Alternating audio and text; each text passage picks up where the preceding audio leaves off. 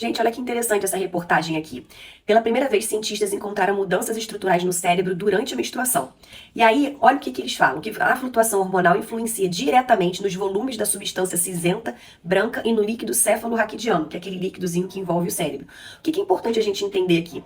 Primeiramente, é um estudo muito interessante. Eles pegaram 30 mulheres e acompanharam com ressonâncias funcionais durante todo o ciclo menstrual, tá? E aí, o que eles viram? Algumas alterações que não estão relacionadas só às áreas do cérebro que controlam o ciclo ovariano. Por exemplo, eu já expliquei para vocês que quem controla os ovários é uma glândula que fica na nossa cabeça, que é chamada hipófise, né? Ela produz o FSH e o LH, que são dois hormônios que vão controlar os nossos ovários. Só que ao contrário do que se pensava, não só essas áreas relacionadas à produção hormonal que sofrem alterações, a substância branca e cinzenta também.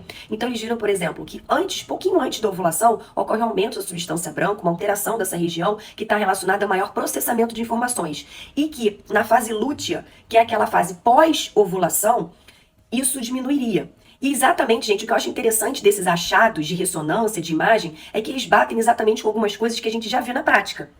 Então, olha, por exemplo, na fase lútea, que é a segunda fase do ciclo menstrual, como eu falei, é a fase que as mulheres costumam sentir muitos sintomas: inchaço, edema, cansaço, alterações do sono, alterações de paladar, fica com mais apetite para doce, quando as mulheres reclamam que aumentam de peso. É exatamente nessa fase lútea, né, nos 14 dias que antecede a menstruação, 10 a 14 dias. Por outro lado, a fase folicular é a fase que a mulher está mais bem disposta, que ela se sente melhor. O rendimento no esporte, a performance esportiva, ela é descrita, ela é associada com uma melhora importante. Tá? Então vejam que isso não é só uma coisa física, isso também tem, né, física no sentido de sintomas, isso também tem sido demonstrado em imagens de ressonância cerebral, corroborando o quanto que o ciclo menstrual, as alterações do ciclo menstrual, elas não são frescura, né, não são bobeira só relacionada à TPM, elas alteram tudo na nossa vida, né, a nossa função cognitiva, o nosso desempenho, a nosso processamento, nossa capacidade de processamento de informações. Claro que para algumas mulheres essas alterações podem ser muito discretas e não impactar no dia a dia, mas para outras isso pode ser muito, o impacto pode ser muito forte.